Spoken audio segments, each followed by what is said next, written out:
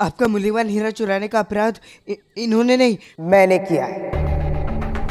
तुमने जो किया अब उसका फल भुगतो। भद्रसाल! बिल्कुल वही, बिल्कुल वही कर रहे हैं आप सम्राट जो सेल्यूकस चाहता है।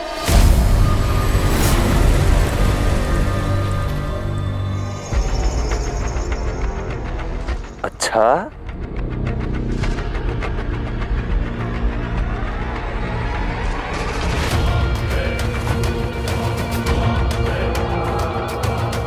हीरा तुमने चुराया, इससे सेल्यूकस का क्या संबंध? मुझे क्षमा करें सम्राट, किंतु उस हीरे को चुराने के लिए मुझे सेल्यूकस ने ही कहा था। उसने मुझे वचन दिया था कि उस हीरे को चुराने के बदले वो मुझे 10,000 स्वर्ण मुद्राएं देगा।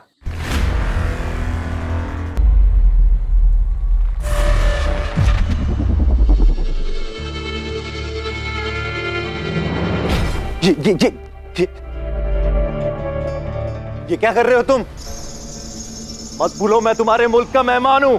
फिलिप, निग्नार! बुरा लगता है ना जब कोई आपकी कमजोरी का प्रत्यक्ष प्रमाण आपके सबसे करीबी लोगों के सामने प्रस्तुत करे, किंतु ऐसा करने के लिए विवश आप ही ने मुझे किया मित्र सेल्यूकस। आज सुबह आपने मुझसे कहा कि मेरी सैन्य व्यवस्था सशक्त नहीं है, और उदाहरण स्वरूप आपने मुझे मेरा ही हीरा उपहार में दिया। तो मैंने भी सोचा कि इसका उत्तर मैं किस प्रकार दूं।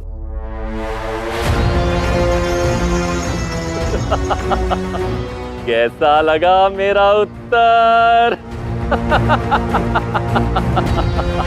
देखो, दोष और कमियां तो तुम्हारी सुरक्षा व्यवस्था में भी है। तुम तो केवल मेरे बहुमूल्य हीरे तक पहुंचे, किंतु मैं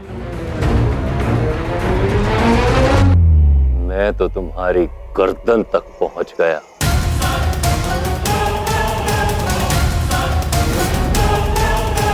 क्या होता? मैं केवल इतना चाहता हूं कि हमारी राजनीतिक संधि और मित्रता में किसी प्रकार का द्वेष ना आए। इसीलिए मैं तुम्हें एक अवसर देना चाहता हूं। एक अवसर, एक द्वंद्व के रूप में। आज चंद्रगुप्त के जीवन का अंतिम दिन होगा और मुझे मेरा प्रतिकार प्राप्त होगा।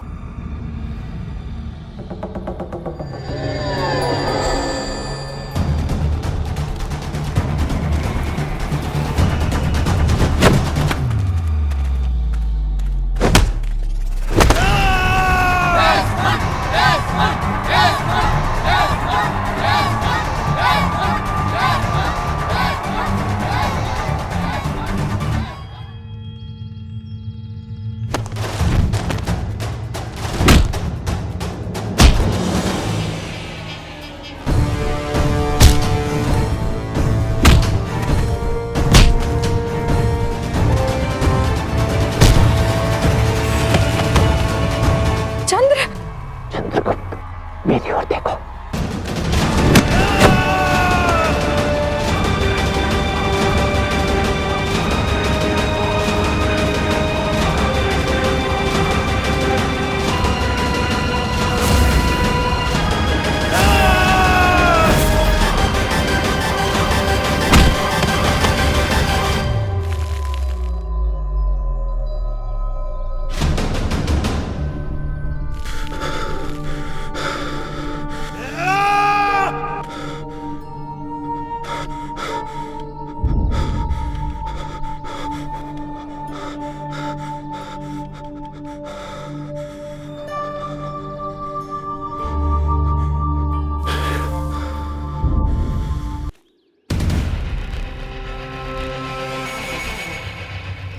उठो चंद्रगुप्त, इस द्वंद्व से तुम्हें एक शूरवीर योद्धा के भांति उठकर विजयी होकर बाहर निकलना होगा। उठो।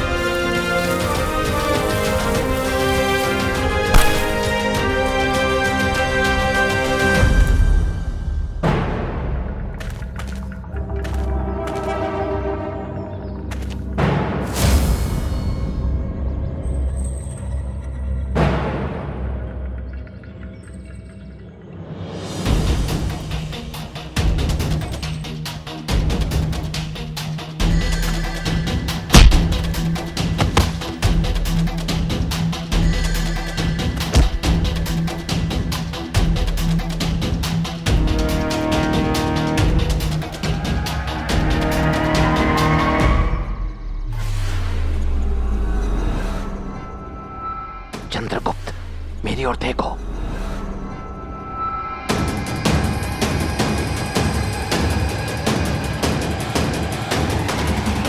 मेरी ओर देखो।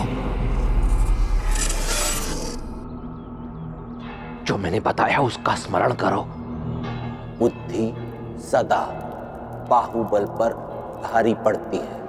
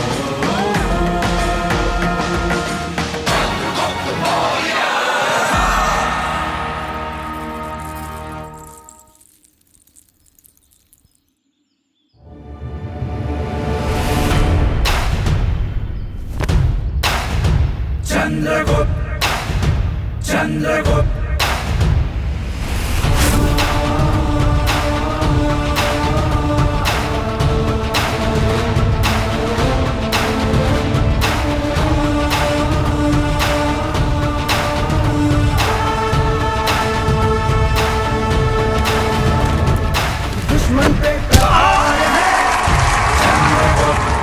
शस्त्र जैसी हार है। चंद्रगुप्त वीर भी ये धीर भी वंश का आधार है। नीतिवान बुद्धिमान सूर्य जैसा शौर्य है। ये चंद्रगुप्त मौर्य है, ये चंद्रगुप्त मौर्य है।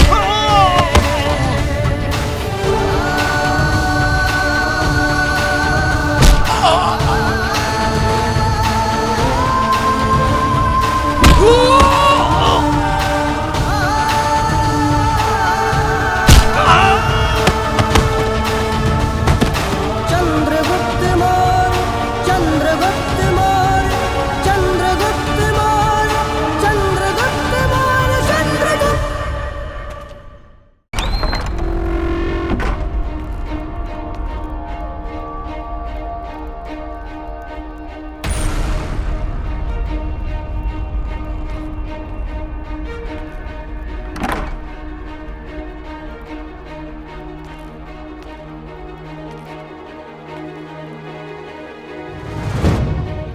पीपली वन के मार्ग का रहस्य धनानंद के पुस्तकालय में बड़ी गोपनीयता से छिपा कर रखा गया है। धनानंद नहीं चाहता कि कोई भी पीपली वन जाए या उसके विषय में कुछ भी जाने।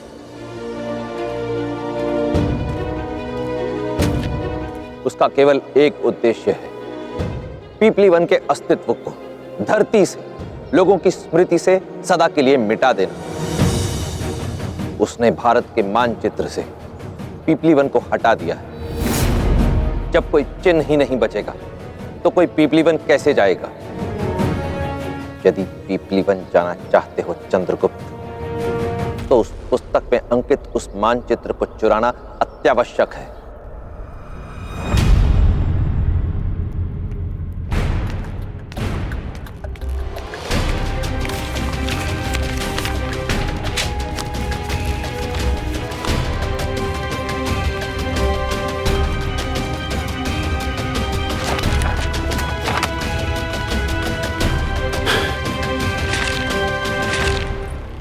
दास के विषय में शीघ्र ही कुछ करना होगा। कोई युक्ति, कोई कला सीखनी होगी जिससे मैं उसे मात दे सकूं। ये सेब खाइए राजकुमारी, सेब खाने से तनाव कम हो जाता है।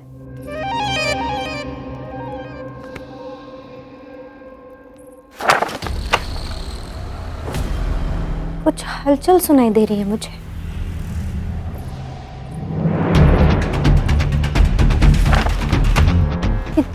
दास इस समय यहाँ क्या कर रहा है? इसने तो भाई से कुछ समय का अवकाश काल मांगा था। कदाचित इस अवकाश काल में पढ़ेगा, ये अध्ययन करेगा, विद्वान बनेगा राजकुमारी।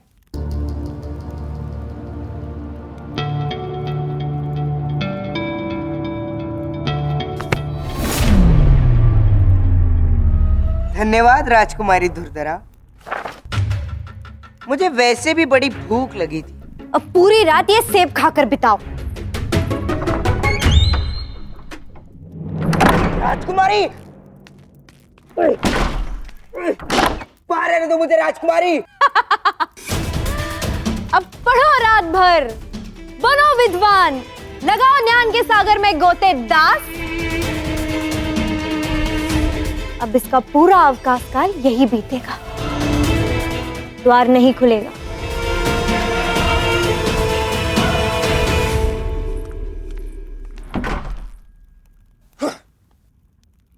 हर बार मेरे मार्ग में नक्शड़ी राजकुमारी क्यों आ जाती है? मैं बाहर कैसे निकलूं?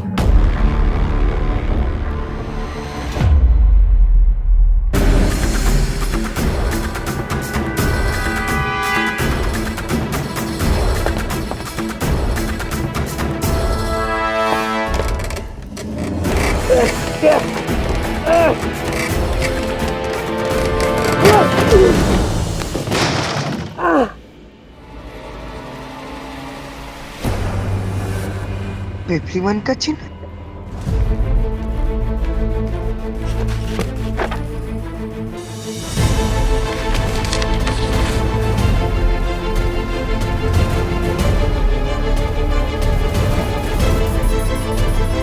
तो ये है उस खोए हुए साम्राज्य तक पहुंचने का मानचित्र, पिपलीवन तक पहुंचने का मार्ग।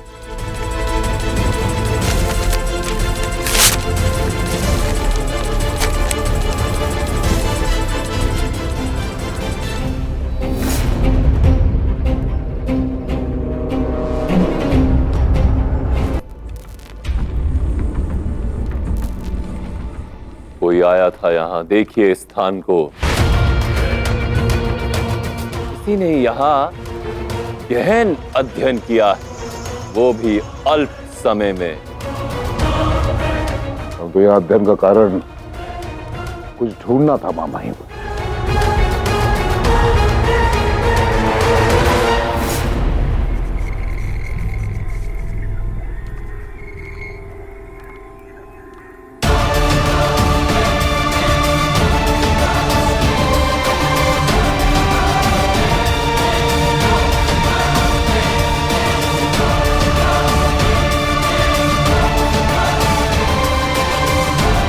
ये देखिए महामहिम,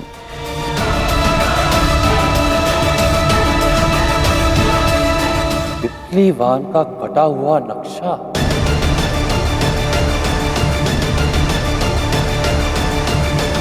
कोई है जो पिपलीवान के विषय में जानना चाहता है।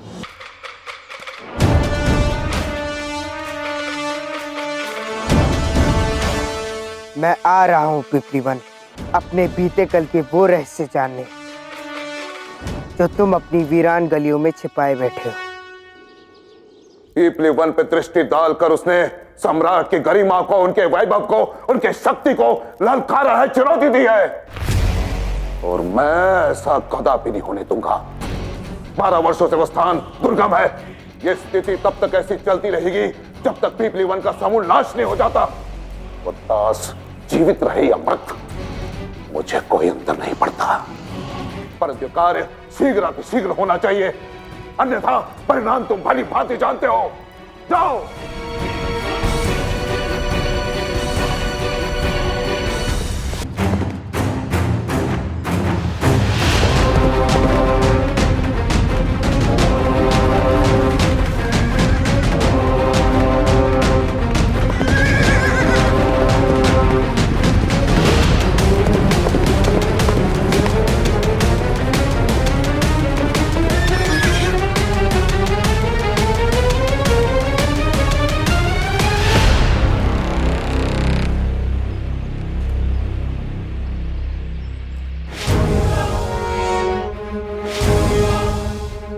एक बात का विशेष ध्यान रखना, अपने लक्ष्य पर पहुंचने की शीघ्रता में छोटा मार्ग मत चुनना। वो मार्ग सुरक्षित नहीं, उस मार्ग में नरभक्षी जीव भी हो सकते हैं। क्या ये वही वन मार्ग है?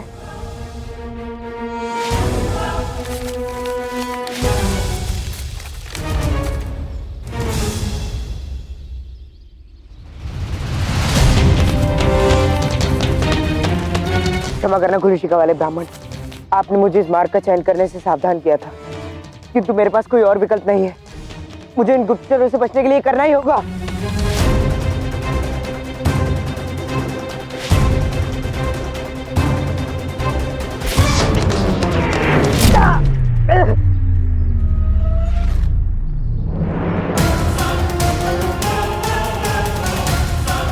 अब हमारी यहाँ कोई आवश्यकता नहीं है। इस दास ने इस मार्ग का चयन कर अपनी मृत्यु को स्वयं निश्चित किया है। चलो चलकर ये शुभ समाचार अमात्य को देते हैं कि ये दास अब कभी पिपली वन नहीं पहुंच पाएगा। चलो।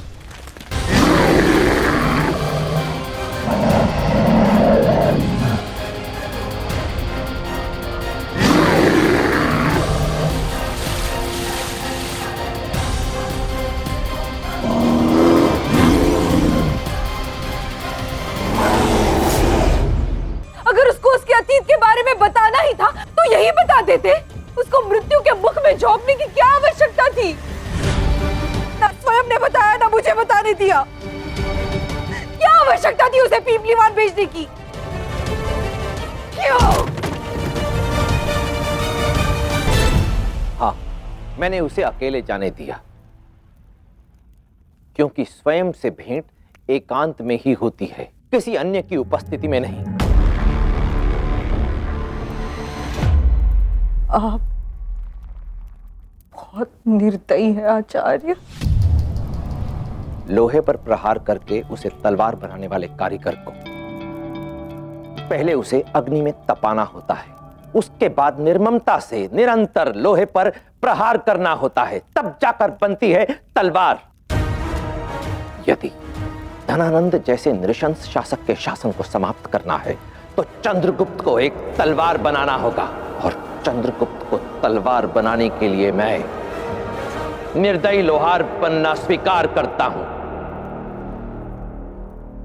पीपलीवान की माटी में चंद्रगुप्त को अबोध बालकों का रुदन, असहाय स्त्रियों की चित्कार और वृद्ध जनों के अवशेष मिलेंगे।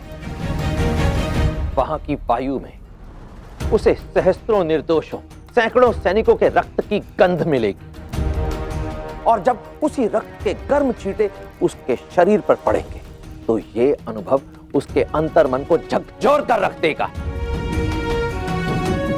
दास चंद्रगुप्त का अस्तित्व टूटकर बिखर जाएगा, और उन्हीं टूटे हुए टुकड़ों से निर्माण होगा अखंड भारत के भावी सम्राट के अस्तित्व का, उस सम्राट का जो व्यक्तिगत स्वार्थ के लिए नहीं, अपने देश, अपनी मातृभूमि के लिए लड़ेगा। मृत्यु होगी दास चंद्रगुप्त की, और जन्म लेगा चंद्रगुप्त मौर्य।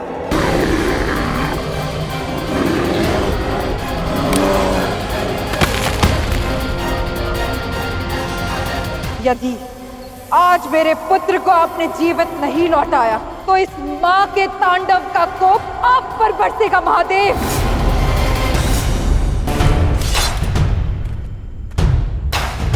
चंद्रगुप्त, चंद्रगुप्त, दुश्मन पे प्रहार है। चंद्रगुप्त, शस्त्र जैसी धार है। चंद्रगुप्त, वीर भी ये धीर भी वंश का आधार है। नीतिवान बुद्धिमान सूर्य जैसा शौर्य है। ये चंद्रगुप्त मौर्य है, ये चंद्रगुप्त मौर्य है। सूर्य जैसा शौर्य है, वो चंद्रगुप्त मौर्य है, वो चंद्रगुप्त मौर्य है, वो चंद्रगुप्त मौर्य है। तो ये रहा पिपलीवन तक जाने का मार्ग।